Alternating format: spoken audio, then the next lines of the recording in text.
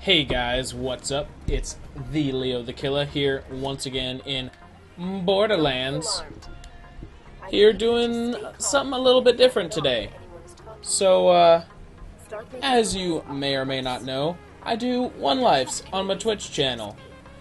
And how I do that is I align myself 30 attempts with each character, at least for Borderlands, my current project. So 30 attempts with Roland, 30 attempts with Mordecai, 30 attempts with Lilith and Brick.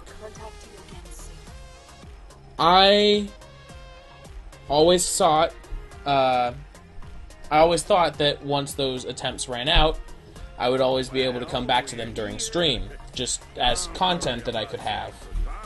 But what I didn't realize is that with school starting up for me, and the fact that the Taken King came out, and the fact that I stream Warframe, and the Taken King, and my One-Lifes now, my streaming time is kind of getting a little bit,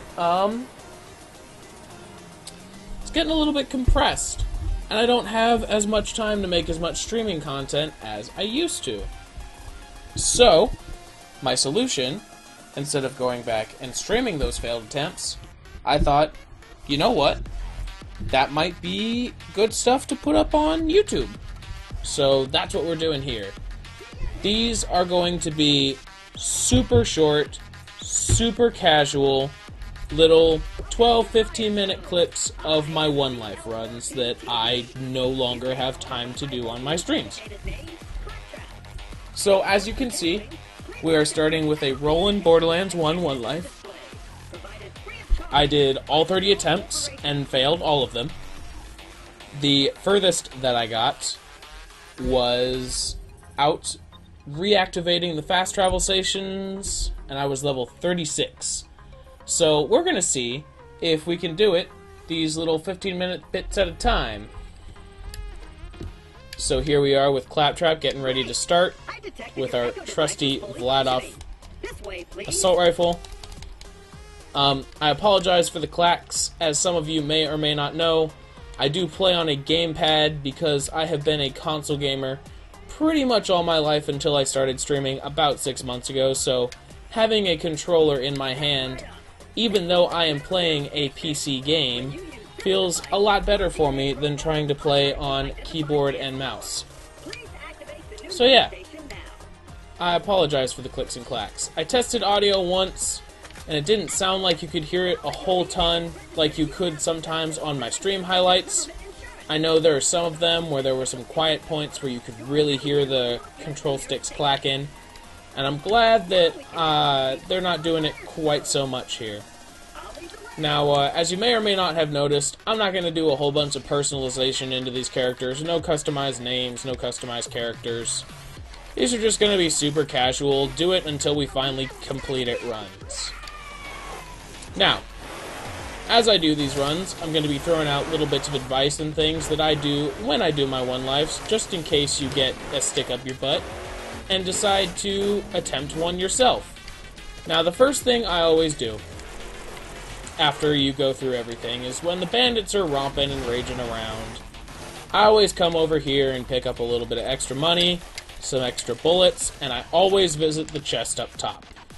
Now, not everybody knows about this chest, but I feel like since the game's been out for quite a while, everybody should know about this chest.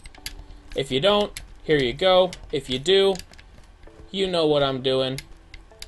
I'm gonna come out of this shed, if I can possibly do that. Jump here, jump up top on the shed, and then get up there. And we have some more money up here, a chest, and more money. Now, because I run a shotgun-based roll-and build, I always look for a shotgun or an SMG out of this chest.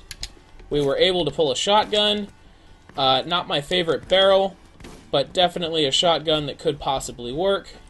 We get a chance to get our proficiency up early. It'll be really nice and stuff. Wow, that was bad. You all can just ignore that little bit of machine gun fire. So yeah, I always look for a shotgun just so I can get that up and out of the way. I'll take a SMG as a close secondary because I usually use SMGs to close distances. I used to use combat rifles a lot, but it's just SMGs are so much more powerful in this game. And I think I will still be using a combat rifle. I'm just going to be using it mainly as my ranged weapon with this build. Speaking of builds, I know for sure that sometime in this series there's going to be a comment asking for me to show my build. And the thing is, I don't want to show you guys something that's incomplete. And by that I mean, I tweak my One-Life builds a lot until I finally find one that gets the job done. Ever since I started this Roland One-Life, back when I was streaming it, this build has probably been tweaked close to 6 or 7 times, so it's a lot different than it was. It used to not be so shotgun heavy. Like I said, I used to use combat rifles as opposed to SMGs a lot more. And just overall little tweaks and changes. Once I finally complete the One-Life with Roland, then I'll put out a build video of the build I used to complete it, along with a gear guide and such. But until then, sorry guys, can't do it for you. Don't want to give that false information to you. Now, something to keep in mind is the fact that you are playing Borderlands. And Borderlands is all about going around and scavenging and looting. It's always a good idea to find the little corners, find little bits of time to go into the dark, deep corners and crevices of this game. Find yourself some ammo, some health, so that in your next encounter, you have a bit of a leg up. I'm finding a lot of money, and I'm finding a stupid amount of combat rifle bullets. I'm really kind of looking for a health vial, but the game doesn't seem to want to give me one, so I'm just going to press forward. I am going to try and up... Oh, there's a health vial. I am going to try and up my pace a little bit for these little 15-minute clips, because I am trying to do what I do in the span of 5 to 10 pretty much straight hours on my stream into little 15-minute clips. He had a really bad time. You usually hit level 2 right on the way out of that. That's a standard normal thing for the game. Alright, now as Claptrap sits here and talks to Zed, this gives you an opportunity to do what I was talking about earlier with looting the Badlands. Just walk around Firestone, find the little lootables, find yourself some spare ammo, find yourself some spare dollars. And in case you wanted a nice, cool, easy way to get to that chest up there, in case you were curious, that's it right there. That rock, this shed, follow the walkway. Then you got some ammo and some money. I always encourage people that if it is your first time playing the game, do always stop and listen to the dialogue. Don't, you don't have to move around and loot like I do. It's just what I do because I've been playing this game for like 5 years now. Because I mean, I think this game came out in 2009. And I started playing it, I guess it would have been 4 years, because I started playing it about a year or 2 years after it came out. Because I did not play Borderlands at launch. I did not know what Borderlands was when Borderlands came out. It is definitely... I got into it late, but man did I love it. It's like Diablo with guns. Please follow me and I'll open the gate for you. I do apologize if these first couple of episodes are a little slow. A lot of it is relying on Claptrap to guide you around. And, you know how that goes. I'm hoping that by the time we do later episodes, we can pick up the pace a little bit. Things will go a little bit faster. Now, a bit of advice, just to make this encounter go a little bit faster. That first bandit always spawns in that place that I pointed at. If you want to make it so that you have to fight 3 instead of 4, right there. That's where you need to aim. You can use a shotgun, you can use the Hyperion pistol you get at the beginning of the game, Sometimes I've even been so good as to get a sniper rifle crit off of it. It all just kind of depends on your deal. But yeah, if you want to look cool to your friends, you can do that. Now something that can save you a little bit of time on this quest, and it's literally just a minuscule amount of time. Just go pick up the repair kit before you look at Claptrap, so that way you don't have to stop here, look at him, and then go all the way over there. And I forgot to this time, but you always want to teabag him when he's down. Just come over here when he's down and just, boop, give him a nice tasty bit of your ballsack, because he loves that, and he's a bitch. So, something to note with these 5 skags. I just tried to melee with the right bumper, because I've been playing too much Destiny. I always try and get bonus experience from certain challenges, like I just did. I got the Relentless challenge. Basically, for Relentless, it's the first challenge you get, I think. Yeah, it's the first challenge I really focus on getting. It's basically those 5 skags up there. You need to kill 5 enemies within 7 seconds of each other. Grab a shotgun, grab a Hyperion pistol, hell, grab your knife, and just go out there and slaughter those skags in under 35 minutes with 7 seconds between each of them.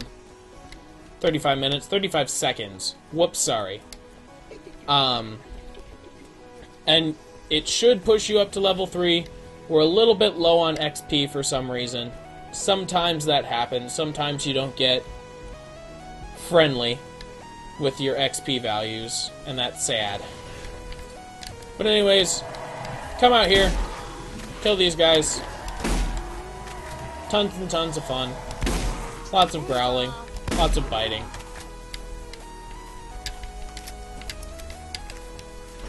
Once again, just take time to loot, and you'll find yourself ahead of where you would have been if you hadn't. Because that's a bonus. What is that? About $80, $90 that we just got out of those? It's a good shield early on. You always want to take time to loot in Borderlands. It will benefit you more than it will hurt you.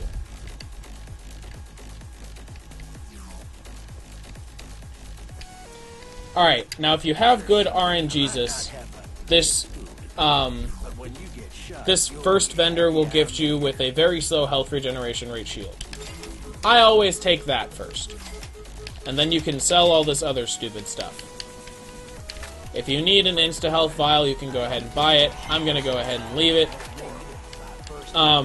Normally, I would run health regen shields for the remainder of the game, but I tweaked my build a little bit to make it so that I am slightly more tanky than I originally was.